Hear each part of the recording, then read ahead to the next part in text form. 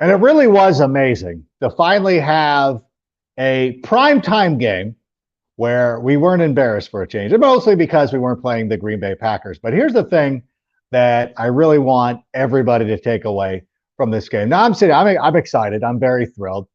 But at the same time, I don't want to get too wrapped up because as somebody who's believed in the process and somebody who has believed in this team and what Ryan Poles is trying to put out there, I'm not overly surprised. I'm pleasantly not shocked. And I think that winning in New England is a lot tougher than people are trying to give it credit for. And I know a lot of folks on the internet want to dismiss it. They want to say New England and the Patriots aren't what they once were. That's fine. Winning in Foxborough in prime time is still pretty cool. No matter what you want to say about that team, about the circus that was going on, there were so many things that could have gone wrong for this Bears team, but it all went right. And we're going to break it down here in a moment. Sammy, let's start the show. Turn up your volume. Because you're about to listen to The Sick Podcast with Adam Ray. Trying to cut it back. Justin Fields making magic happen. There goes Fields. Touchdown. The sickest Chicago Bears and fantasy football podcast. Brought to you by Underdog Fantasy and Air Pura. Sports entertainment like no other. It's gonna be sick.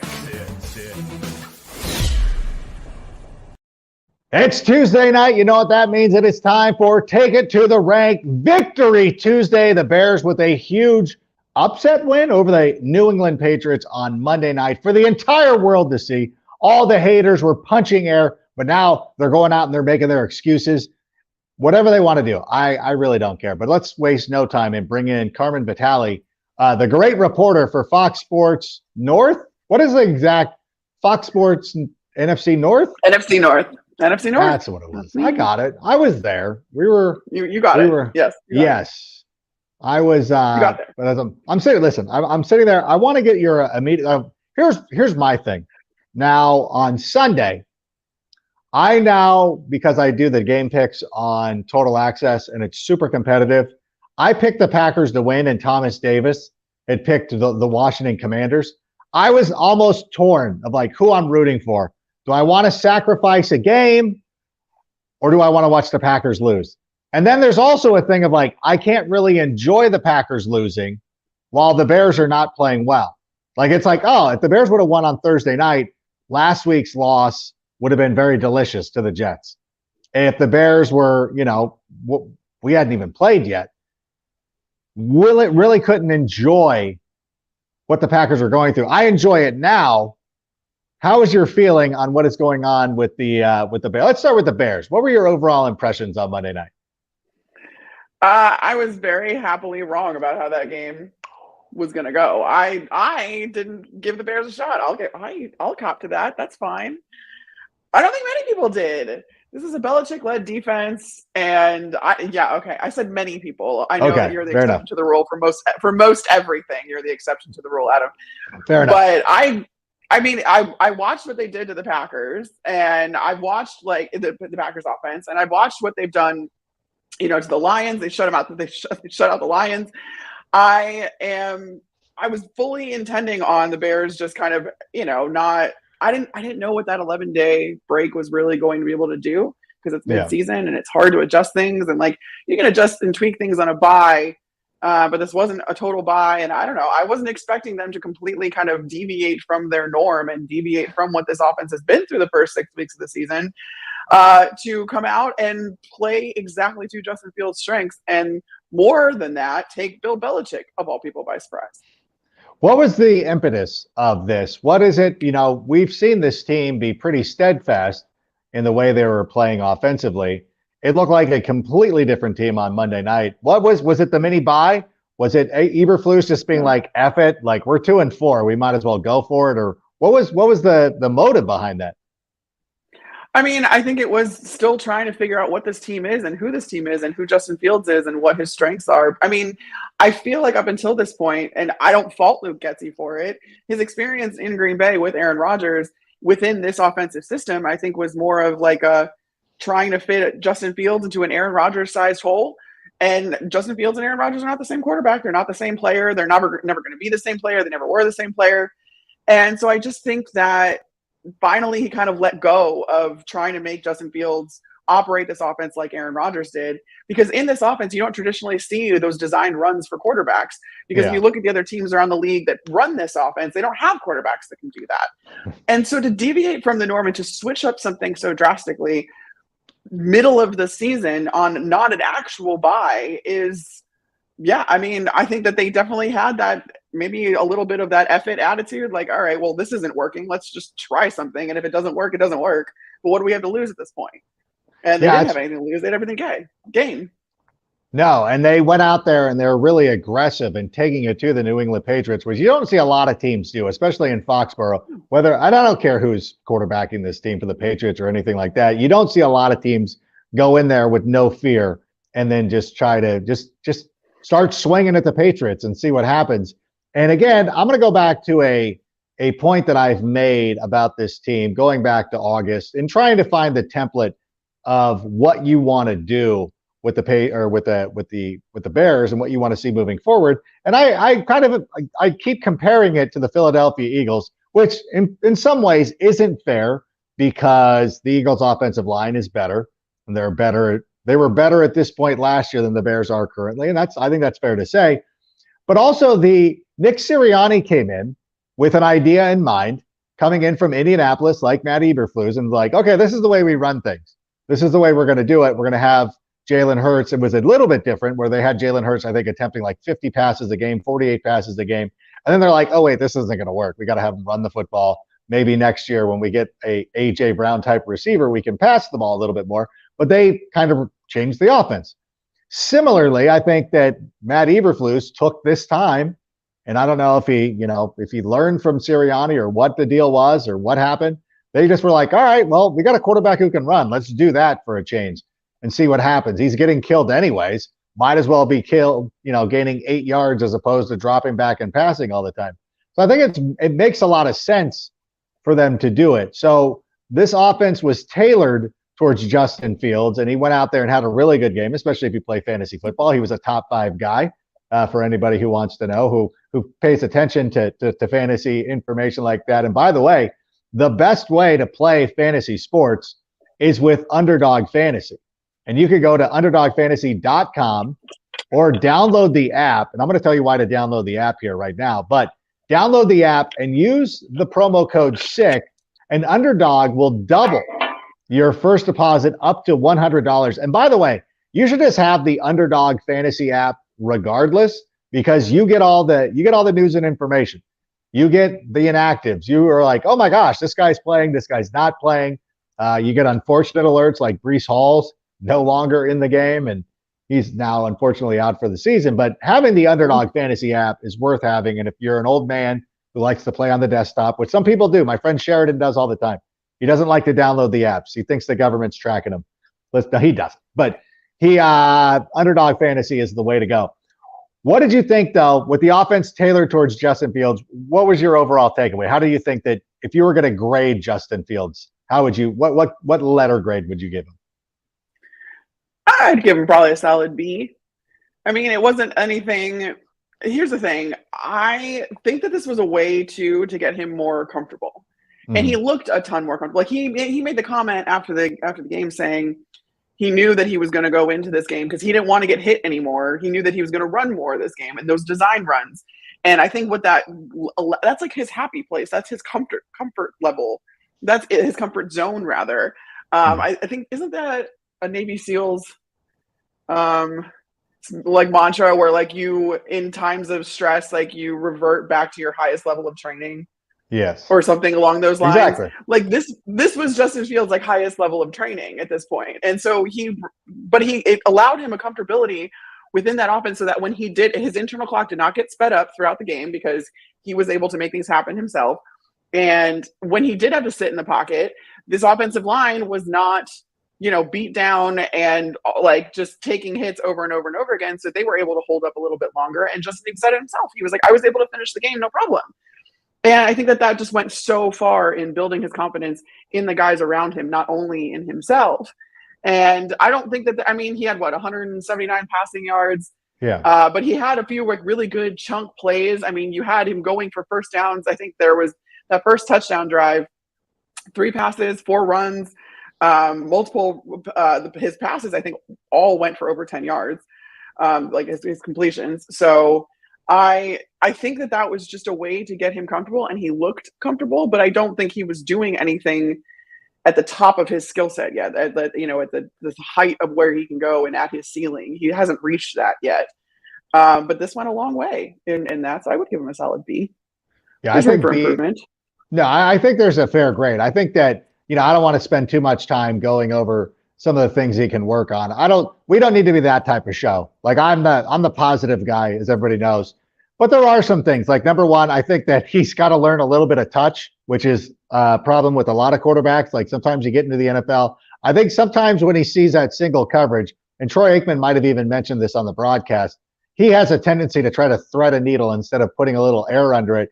We saw it a couple of weeks ago on the pass to the Family Guy, Ryan Griffin. We saw it on a play to, I think it was Darnell Mooney. Somebody had singled up coverage. And there's often times too where, I don't know, I really want to know what he's seeing. And without having looked at the all 22 yet and seeing, like, is he throwing, like, is this just a throwaway and he's throwing it out of bounds? And if Equinemius St. Brown can jump 10 feet in the air, perhaps he'll come down with it.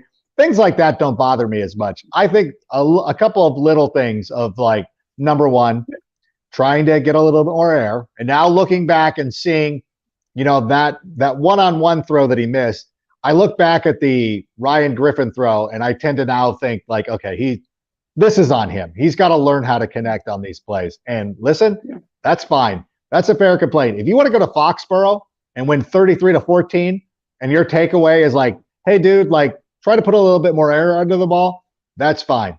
I'm not going to complain about that too much. It's going to be a work in progress for some time. I thought that converting on third downs, that was one of the things that I felt it was very refreshing to sit there and have it be on third down. And you're like, oh, they could probably convert this. It's 3rd and 8. Like, I'm not sweating this. I think that we can make plays, and he found, and he was finding guys that we were counting on earlier in the season who are now starting to show some signs of life, of stepping up. We saw N'Keal Harry make a big catch. We saw Cole Kmet make a really nice catch, and then have the presence of mind of, like, I don't know if I was completely in bounds. Let's try to snap this football as quickly as possible. Oh, yeah. So I really appreciate those kind of contributions from those guys. For sure. And I also think that he was doing it a little bit more off script. It was in those little scramble drills when he would go and throw the ball still.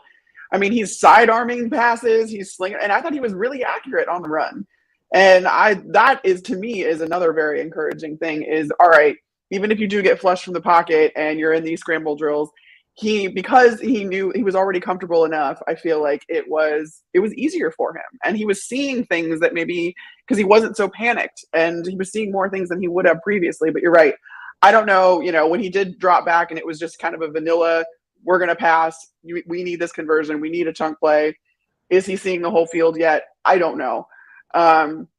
But I think that that's where the room for improvement lies. But for now, if you can get a guy that can make things happen with his legs, can go off script and in these scramble drills and get the ball to guys to convert convert third downs, especially, and get more first downs. I think their third down conversion rate was 66% this game. They converted 11 third downs. That's the most against an opponent in a win against the Patriots in the Belichick era. Period. And the third. This is tied for the second most. And let's be honest too. The last third down that was not converted was at the end of the game when they gave it to Ebner to let him try to score a touchdown to see what could happen. They didn't convert that one. So honestly, like, the Bears were not in a must. I mean, not that Ebner didn't want to score, but I'm like, I'm not going to count that one. I'm going to say it was 70%. In my mind, it's still 70%. A quick little sidebar. I know this has been a topic of conversation on Twitter about whether the Bears should have gone for, and I hope that people are being facetious, because you're awful. Why, of all teams, why would we put 40 up on the Patriots? Like, we have no beef with them. They did nothing to us.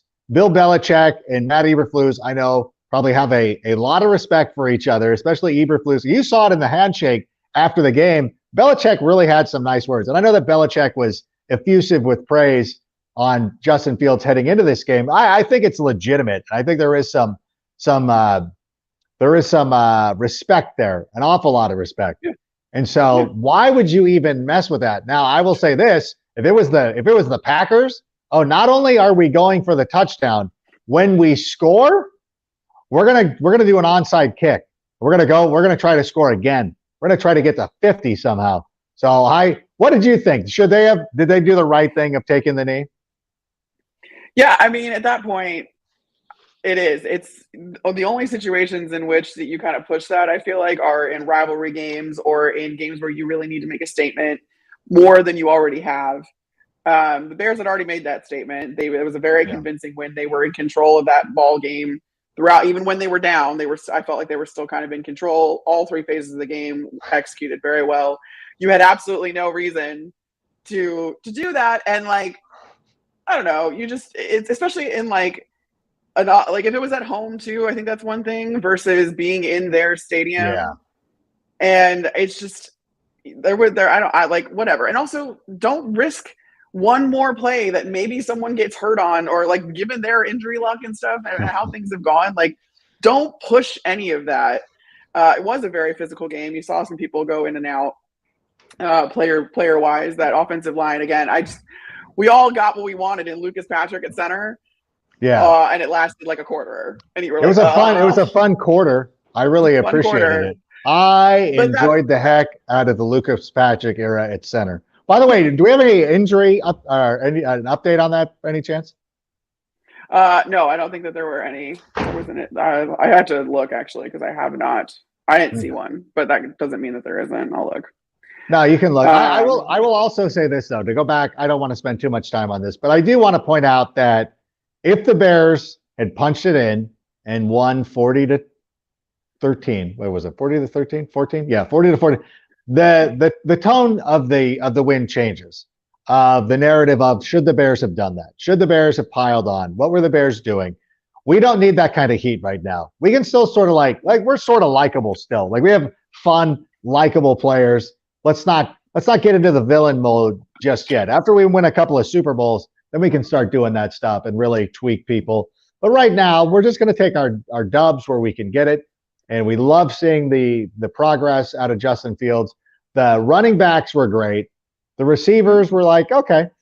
Here's my thing, though. I want to talk about this because after George Pickens scored on Sunday night, obviously, every Bears fan, why didn't we do this? Why didn't we do that? Like, we could have had him. I'm like, okay, you could do a lot of things. Like, you know what? Like the problem is we had 2 picks and we needed to rebuild the secondary. And we took 2 guys that we feel like are going to be the foundation of that secondary for a long time. And you can sit here and be like, you know who else I'd like? I'd love to have Sauce Gardner. I'd love to have Chris Olave. I'd love to have Kyle Pitts, even though he's not doing anything in Atlanta. Maybe they'll give him to us. But it's like, yeah, like I would love to have a lot of these guys. It's not always practical. You know, sometimes you just can't afford it. Like I would love to have one of those new VW buses. I don't know that it's practical. I don't know I'm going to be able to afford it. The thing is we went out there, and the fact that Brisker makes the one-handed, like as fun as George Pickens' catch was a couple of weeks ago, the Jaquan Brisker interception was a thing of beauty, especially after the little incident with Mac Jones. Kyler Gordon, who has been playing very well over the last couple of weeks. We don't hear his name anymore. It's almost coming to the point like, is Kyler Gordon on the field? That's a good thing. When we don't know if he's out there, that's a positive thing. What was your takeaway on the 2 rookie defensive backs? Yeah, no, and I mean, I think that's kind of that's what I said about Kyler. I was like, you put it all together, you love to see it. Because yes, he took his lumps early in the season. A lot was put on his plate. And I talked to him after the Thursday night game in the locker room for a while. Even though he advocated to have all that and he wanted to, go in at slot corner, he wants to play both positions, outside and slot. It's still a lot for a rookie who's still getting used to the pace of play at this level to have to take on both of those positions, which are very different from each other, no matter what anybody else says. Yeah. I don't think people realize, like, nickel corner, outside corner, completely different. Nickel, you have to read so much more. You have to know what everybody else on the field is doing. It's just, you have to read what you're almost acting like a hybrid safety corner, whatever. That being said, for him to get that interception, I feel like was vindication of, all right, listen, I was struggling early. There was a lot on my plate. I figured it out now, and look what I can do. And then you've got Quan Brisker, who does it all. And I mean, he's just like the whole package, and he's such a fun package. Yeah. But then also, not only was it those guys, I actually just wrote a little bit about this for Fox Sports in my notebook this week. It was on that Roquan Smith interception. Do you know who tipped the ball? It was Dominique Robinson. I was going to say Don Robinson, yeah.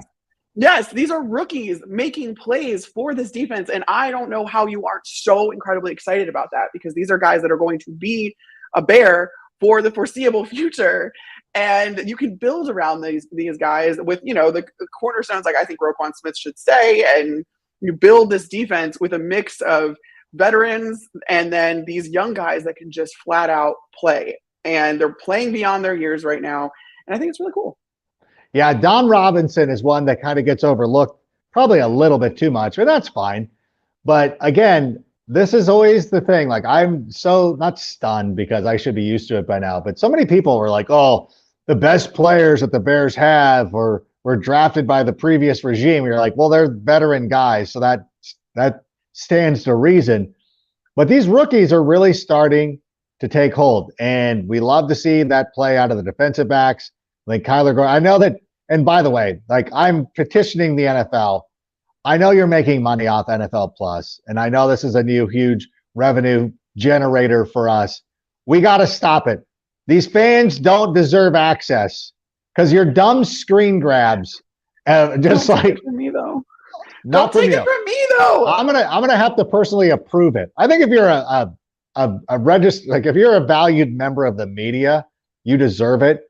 But if you're like Joe and Sean Berg, I don't know that you deserve, like, you're ruining the privilege for everybody. Like, if you let the kids stay up one night and they're out there making a ruckus, getting toys out at 10:30, you're like, this is it. We're not doing this again. And if you're going to take your dumb screen grabs, like, oh, see, he was actually like, no, he wasn't. Nope. Kyler Gordon could have had more interceptions. He's still putting it together. I love that he's playing well. I am the happiest. When he had that interception, everybody in the green room here at the NFL Network were kind of shocked, like why I'm still so engaged in a game that to them was a blowout. I'm still sweating the whole thing. Although you look at that Patriots offense and you're like, this team's not rallying.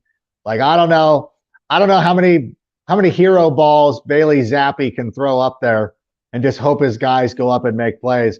And honestly, the whole thing of having who was it? It was Jacoby Myers make that play, bail him out. Him and Devontae Parker bailed out Bailey Zappi to the point where they would not put Mac Jones back in, and they would, have to stay with Bailey Zappi, and it just didn't work out for them, which is good. I'm super bummed for them. Although I was going against Ramondre Stevenson in a fantasy league, that did not work out for me, but the Bears got the win. I had it. Ultimately. There you go. I got a sweep in my fantasy leagues, and the last one came down to the wire, and it came down to Ramondre Stevenson getting me some points. So I got the best of both worlds. I got the Bears to win, and Ramondre Stevenson, I think, got me like 22 points or something like that. So it was great. I was like, you did what I needed you to do. Now you can stop doing things. That's fine. There it is. Yeah, you can quit doing it. I had Ramondre Stevenson in this particular league a couple of weeks ago, but I had to. My team's so good, I had to get rid of somebody when Kenneth Walker became active. I had to take him off the IR. We don't have a big bench. Like, this is the league. Like, this league is specifically against me, so they have a shorter bench, because a couple of years ago when I got all those guys where I would have all the good players and then the waiver wire was done, so they didn't think it was fair. So they had to change the rules, but it's okay. I understand. So in any event, so you love to see that. I didn't care at that point. I'm like, all right, we're out there, we're moving. We're seeing the guys kind of develop. We're seeing the guys kind of do things. And another guy that kind of goes underneath the radar is, two guys on the offensive line. Number one, I thought Braxton Jones played pretty well. Obviously, he was famously out in front on that play where Khalil Herbert gets into the end zone, but also Tevin Jenkins. Like, we got to talk about this for a moment. everything that they've done with Tevin Jenkins has absolutely worked to the point, like, I think he's the best offensive lineman that we have.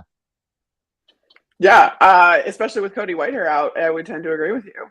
And not only that, but I'm trying to remember who tweeted it, because I quote tweeted it, and it was Tevin Jenkins, and he initially goes into an A-gap double team block, and he does not, that he's not needed there. So he goes and looks for work, and realizing that Larry Borum is one-on-one with Matthew Judon, he turns back, he didn't see that.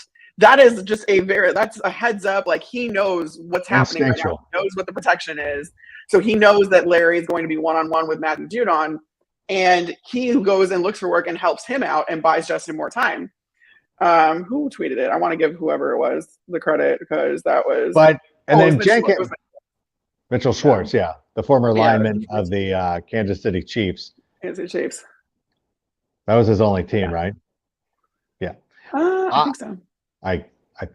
But the thing was, and then Jenkins just lays on him.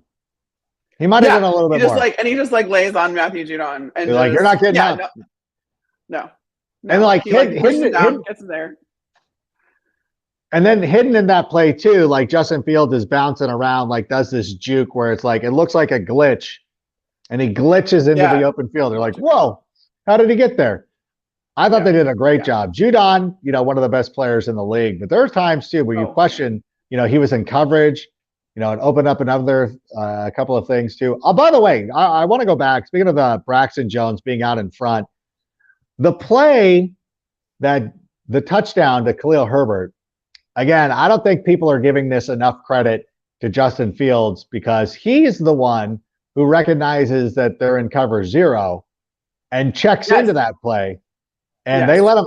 I mean, I think that's just another example of how he's progressing as a signal caller in the NFL. Oh, yeah. I wrote that in my notes because that was towards the end.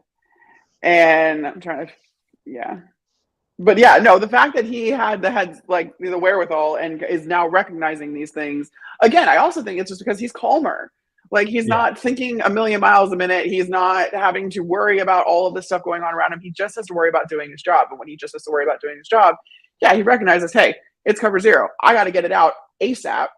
And then that'll give Khalil Herbert a little bit more room, and he'll be able to take it into the end zone from there. And then again, Braxton Jones going over to help at that point, shedding his block and being over to getting a little bit further. But no, that was another thing that really impressed me, and I had it written down in my notes because I was like, "Ooh, look who recognized cover 0." And then, I mean, yes, that's a normal quarterback thing to do. I just think that it was refreshing to finally see things. You could see things clicking in his brain. Yeah, you know what? And it's really impressive too, because as they extend plays and they extend drives, this is the one thing that, again, I go back, and I never want to take too many shots at Matt Nagy or anything like that. But, the reality is like last year, there were too many 3 and outs. There were too many times where you're like, up 3rd and long, pass to Cole Kmet, it doesn't connect, punting the ball, or pass to some wide receiver, punting the ball. Like, even the times that, I mean, I don't know how many times they punted last night. Maybe it was at 1, 2, but they were driving the football. And I know a couple of weeks ago, I think it was against the Giants, where they settled for too many field goals. I said after that game, I said, look, at some point, those are going to be converted. As they get more comfortable in this offense, those plays are going to be converted. We're seeing it now. Now, Santos obviously is a great weapon. He does not miss.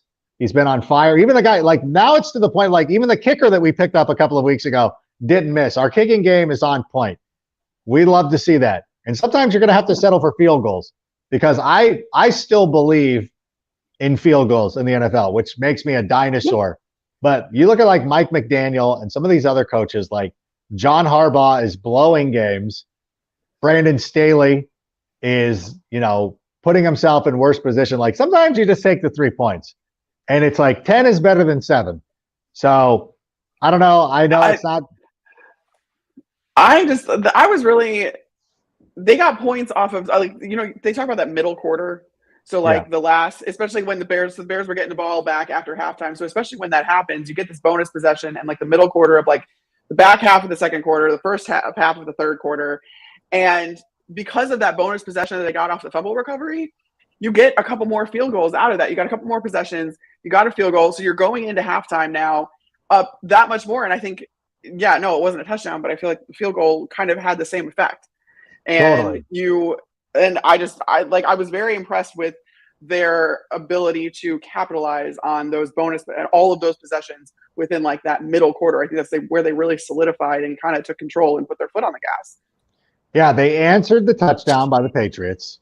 Ramondre Stevenson touchdown. They go down, they score. Khalil Herbert gets into the end zone. The defense comes out, forces a turnover, or whatever. Mm-hmm.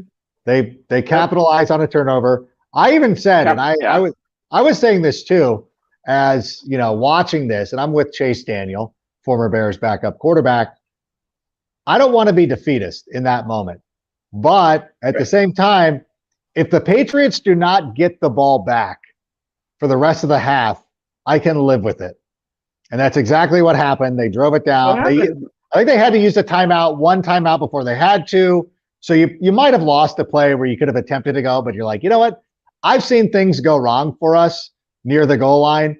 Let's take the 3, go to halftime. Right. We'll take the kickoff and we'll drive down again, where we are a great second half team, which is another thing. Like I was trying to add up the points that we've given up in the second half this year, which is skewed because the previous week against the Commanders, I should say, we gave up 8 points to Brian Robinson on his touchdown run because something that shouldn't have happened. That was a special teams breakdown that happened. I'm putting it mildly, but it was a special teams breakdown that happened that led to that field goal or that touchdown, excuse me. It's not the defense. The defense is not giving up those touchdowns. And no, that's true. We're making adjustments, whether people recognize it or not. Like it's not a fluke. I think we've given up the fourth fewest points. We've given up the fourth fewest points in the second half, but again, 8 of those should be taken away. The Patriots ran 6 plays in the third quarter. They had 2 possessions. They went 3 and out twice. That is significant. That is how you win ball games. And this is a Patriots team that put up 40 on the Lions. So I think, you know what, we can take a little bit of solace in the fact that, like, hey, we're taking it to teams that took it to our opponents. I know you can't match up the games like that, but it is telling. No, I mean, that second half, it was punt, interception. There was back-to-back interceptions, and then the game ended. Like that's how that went for the Patriots. So, and that's a direct, not only is, they're not getting any points, but like the defense is directly responsible for that. Yeah. I think you could argue like the 3 and outs are great when you can get them, but that can kind of be, the offense is just not clicking and whatever for the Patriots. You can blame that on the Patriots more than the Bears are a direct reflection of that. But then you get the back-to-back interception drives.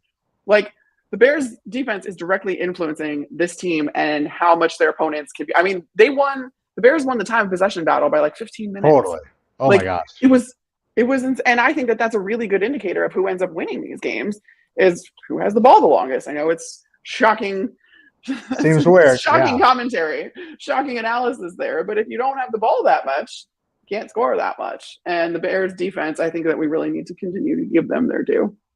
No, definitely. And it's getting better and everything like that. And it's good to clear the air here. And speaking of clear the air, the best way to protect your family and clear the air at home is an air purifier, which can remove tobacco smoke, odors, VOCs, mold, wildfire smoke, chemicals, viruses from your breathing air. And like, you know what? The kids are back in school. They're bringing home all sorts of viruses, not just COVID.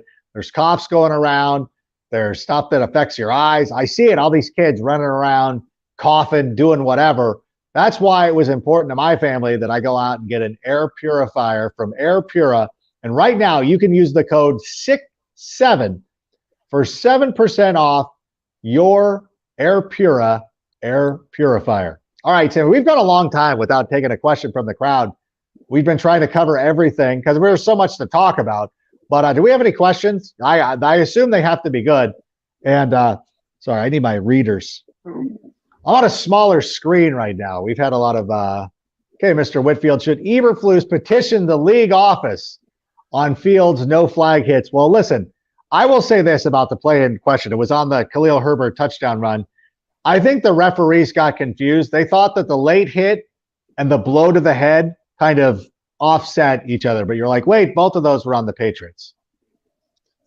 Yeah, I was, again, I think the lack of consistency with which these calls are made is the most frustrating part.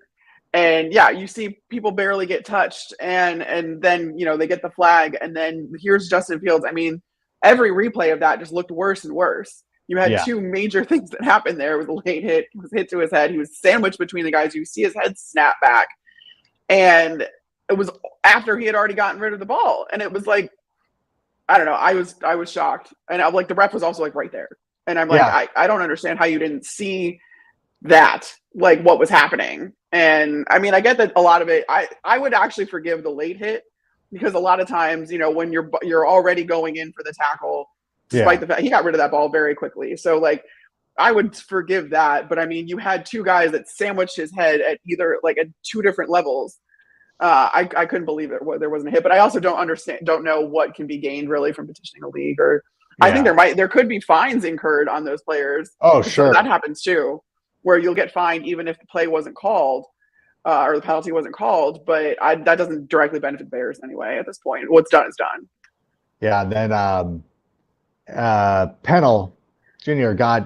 We got a guy thrown out of the game for blocking somebody.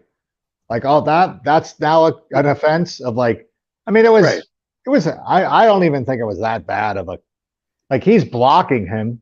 Like he wasn't like, I don't know. I didn't feel like it was malicious. Obviously, I'm a little bit of a homer, but I still thought like that's not like it was questionable whether it was penalty or not.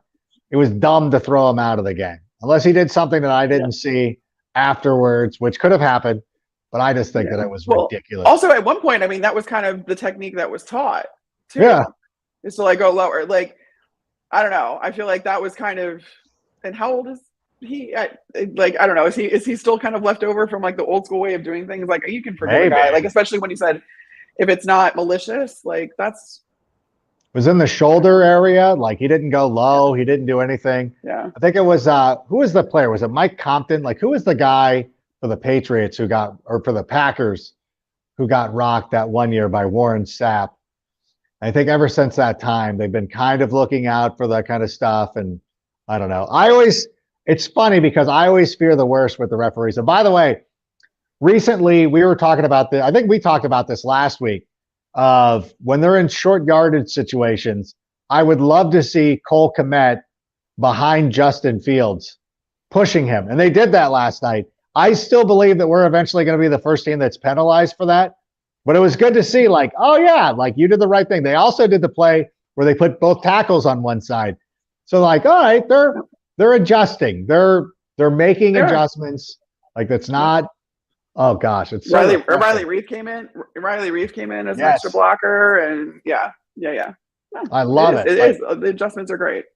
Love seeing the direction the team is taking, and you know what? While we're on that subject, and I want to say this, and I know we touched on it momentarily when talking about George Pickens, and who I know it's one of those things like we'll always wonder what could have happened if George Pickens been picked. I'm very comfortable with the guys that we have. I can't worry about.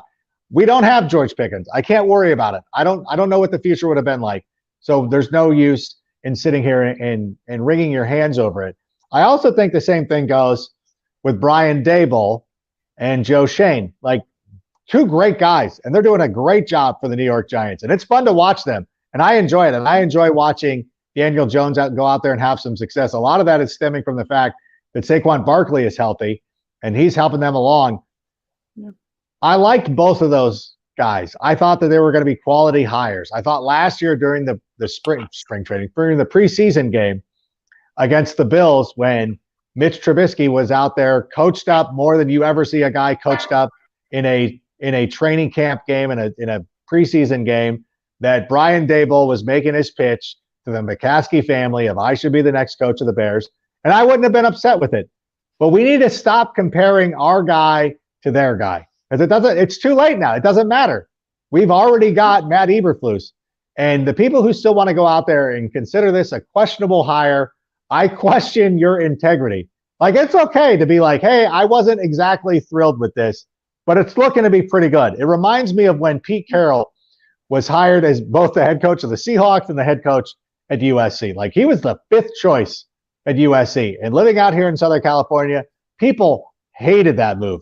Nobody loved it. Everybody thought it was one of the dumbest things that they'd ever done. This is never going to work out. And then we know what Pete Carroll was able to accomplish on the field at USC, what he's been able to accomplish in Seattle.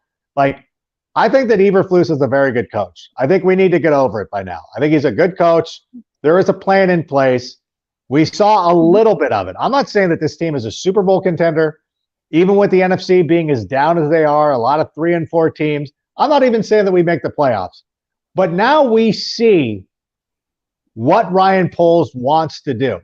We're still a ways away. There still needs to be some positions that are addressed. But after last night, and it's not a cure-all, but I think that you should be, that if you were somebody who hated this move all along, if you watch that game and are still coming away like, I'm not sure, that I don't know what to tell you. I don't know what it'll take, and I'm going to try to stop convincing you, because I thought it was wonderful. Sorry, Carmen, I had to say that. No, that's fine. I totally agree. I think, again, I've been preaching it from the very beginning too. Like, it doesn't matter what happens this season. You're just building this foundation, and you got to give these guys a chance. First-time head coach, first-time general manager, and you got to give them a chance and see what they can do over the course of multiple off seasons. What was left of the Bears when they took over was not something that was going to be fixed in their first off season. It just wasn't. And I think that, if you get to next year with all the capital that you have, all the cap space that you have, and you still don't look like, a team that could conceivably make the playoffs, then I think you can start talking about this. But right now, you can't. No, it's just, I know everybody wants like instant gratification and things to happen very quickly, but that's just not realistic. And sometimes you can catch lightning in a bottle and it happens, and it happened for Brian Dable, and it's awesome. Oh, it's amazing. But that's not the norm.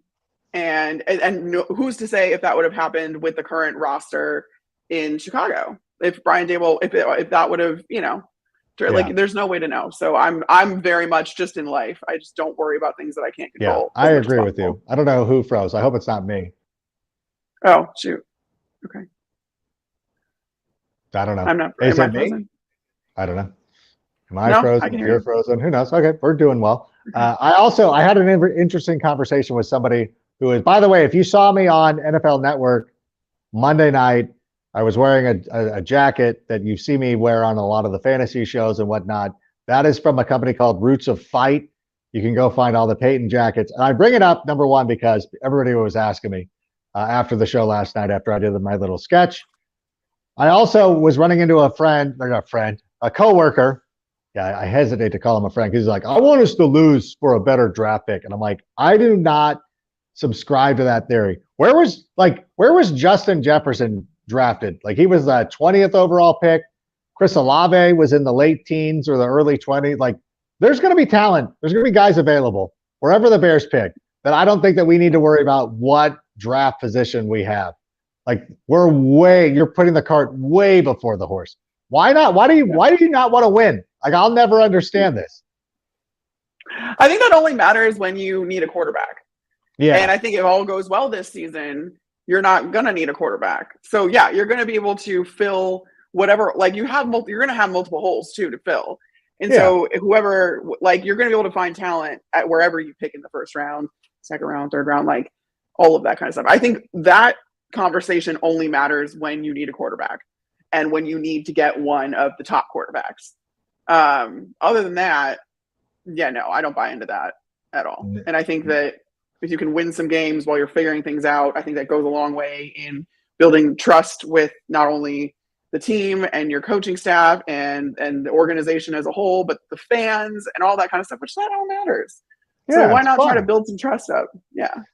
Oh, it's fun, and it's fun to win, and it's fun to see a coaching staff who is, so invested, and it just feels like it's a good feeling. And I know it's easy to say this stuff after the team wins, but I've never been really down on this team, even when we had some tough losses against the Commanders, against the Giants, the Vikings, even the Packers lost. You're like, I don't know. Like you could feel like we were in a lot of these games that we should have won. And I think that everybody's learning on the job. Last night it came to fruition. That should be cool. Like we should appreciate that. Not worry about our draft picks. Like have some joy in your life. Like it's fun walking around being like, yeah, like I have a lot of work friends who are Patriots fans. They're like, oh man, so bummed. Like they're upset. Things are not going well. I feel, and by the way, I have a couple of Gen Z kids that are Patriots fans. I'm like, oh, I feel bad for you. You've shown up at a party that was raging about 5 years ago.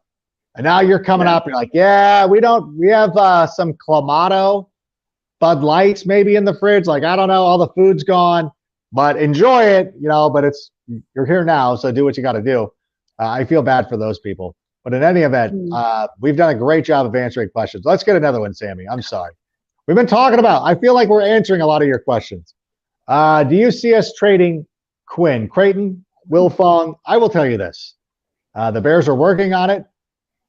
I don't like the idea of it because you always want to win. And this, I guess, where we can have that conversation of like, hey, we want to win. Robert Quinn will help you win. But at the same time, if somebody's going to be willing to take that salary, give us a draft pick or two, I think we got to do it. But what have you been hearing? Yeah. Are we close to a deal? Is anybody inquiring about him? Yeah, I think I don't know if anybody's inquiring about him. I think that's probably the holdup at this point. But the Bears are open to it, and they're not shy about that fact, from what I've heard anyway. So that being said, I don't know who needs a pass rusher right now, who's a contender that is going to want to pay any sort of premium for him. Yeah. But I think that, like, we talked about this, I think, last week, where if the Bears are going to be buyers or sellers at the trade deadline, and I saw them being a seller, and I saw it happening with Robert Quinn over David. I didn't think David Montgomery was a realistic trade that was actually going to be offered up by the Bears, because I don't think there's any incentive to do that. But with Robert Quinn, I think there is. And again, if you can get more draft capital, and if your defense can survive without him, I think. Yeah. And that's the key part of this. He hasn't been, don't get me wrong, his impact does go beyond the stat sheet, and I don't want to deny that at all. And I think that's what other teams will see from him. But this defense can survive without him. And if you can get a return for him at this point, I think you do it. I just don't know which teams in this present moment are thinking that far ahead. I think as we get a little bit further, when's the trade deadline? It's after Halloween. Yeah, it's next week. Yeah, next week. Yeah, I'm like, I can't even get my date straight right now. It's November 2nd, I think. Yeah, I think you give it one more week and teams really start to kind of assess what they can do at the trade deadline. I think if it happens, it won't happen until right before the deadline. Yeah, and you wonder about a trade for David Montgomery. I don't know that it's going to happen now that James Robinson has been moved. We saw Christian McCaffrey obviously traded to the San Francisco 49ers.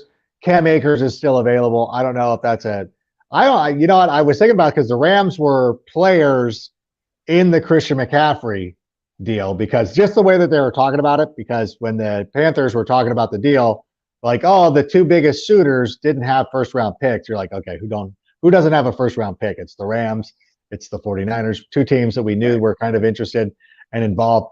I don't know that the Rams would ever be interested in David Montgomery. I don't know that anything's going to happen. And I honestly, I don't know, maybe the Bears are thinking about keeping both of them. I know that, we saw how impressive it is to have two guys who run the ball really well. And we were sitting there on the fantasy show today, and one of the analysts was like, wow, David Montgomery's value is going down. I'm like, he scored a touchdown last night.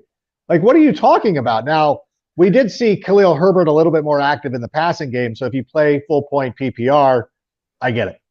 But at the same time, it's David Montgomery is still being leaned on. Barely though, because Khalil Herbert only had one catch last night. Yeah. And they both had they had the same amount of yards. David Montgomery had a couple more carries than Khalil Herbert did.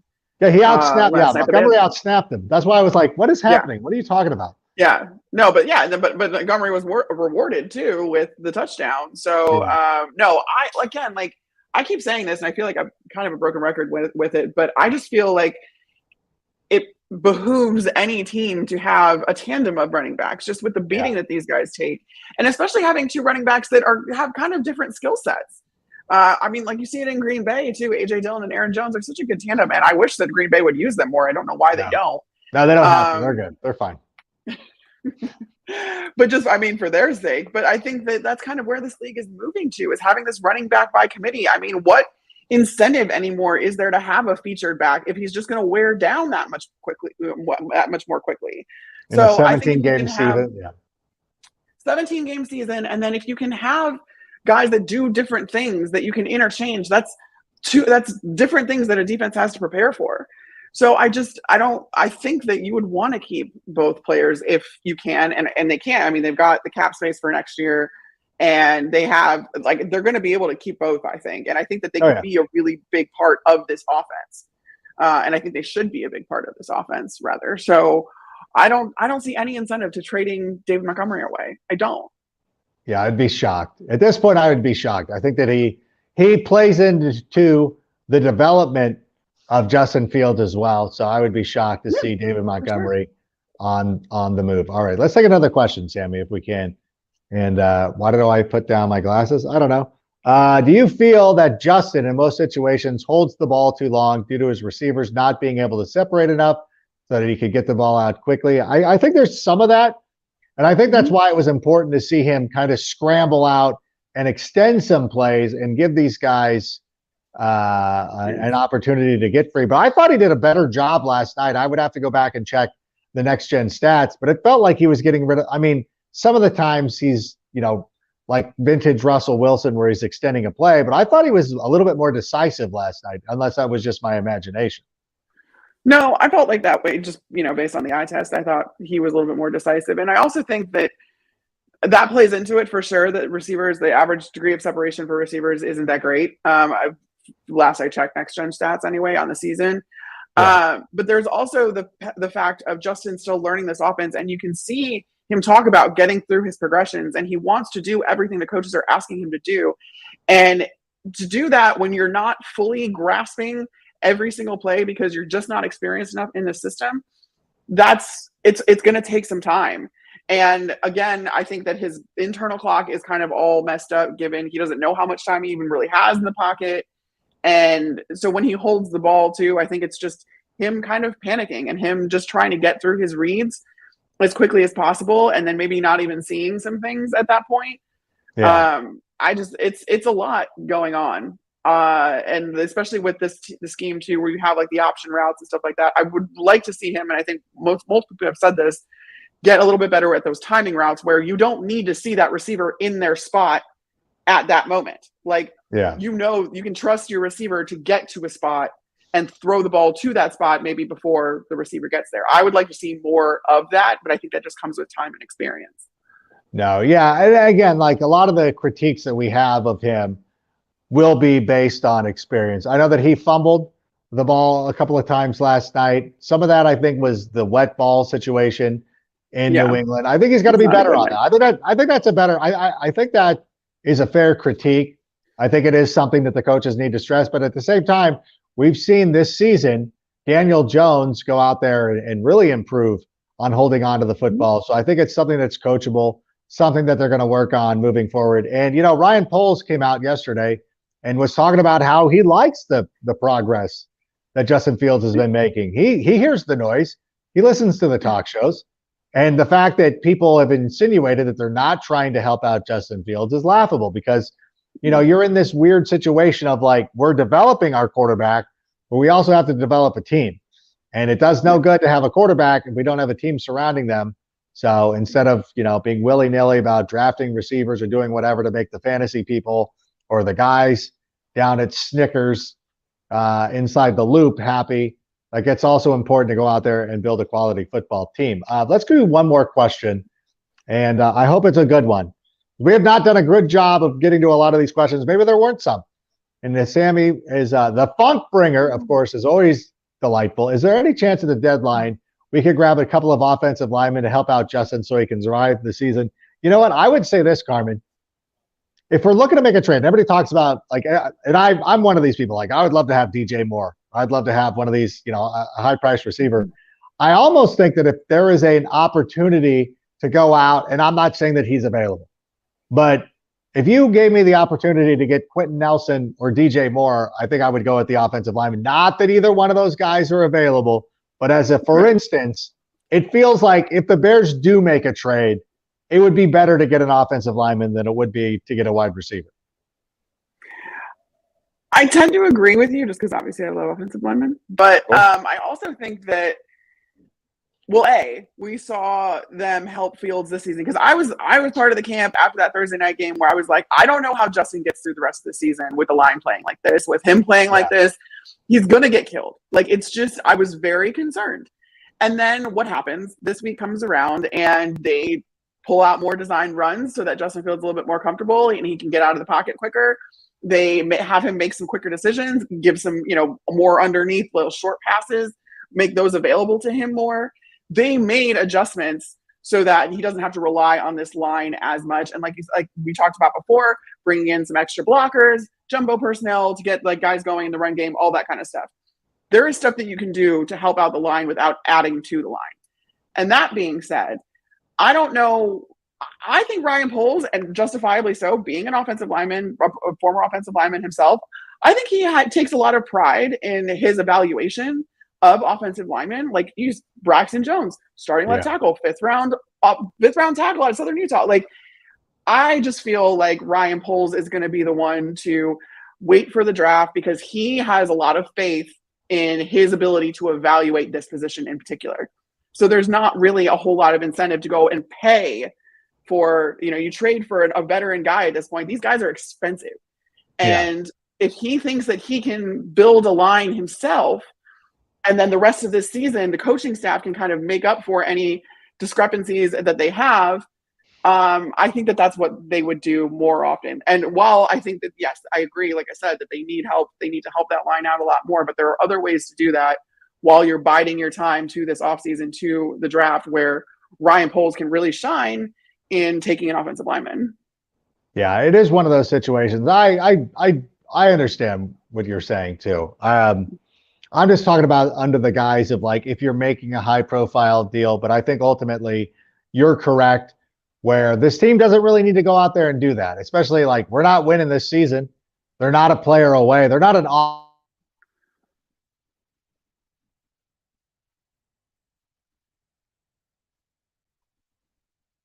Oh no. Did I freeze? Did Adam freeze? Oh no.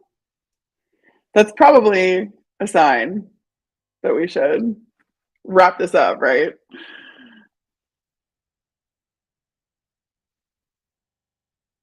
Okay. Yeah, I'm going to go ahead and sign off for tonight. Thank you guys so much for all of your questions that you submitted. Sorry we didn't get to all of them. Hopefully we answered as many as we could in our other analysis, but be sure to tune in next Tuesday and get your questions in however you want. I'm Carmen Vitali. You can find me at Carmen V on Twitter. And that was Adam Rank, who I'm sure you know. We'll see you guys next Tuesday. And that's a wrap. Hope you don't miss us too much until next time.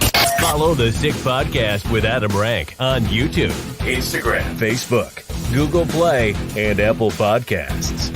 Brought to you by Underdog Fantasy and Air Pura.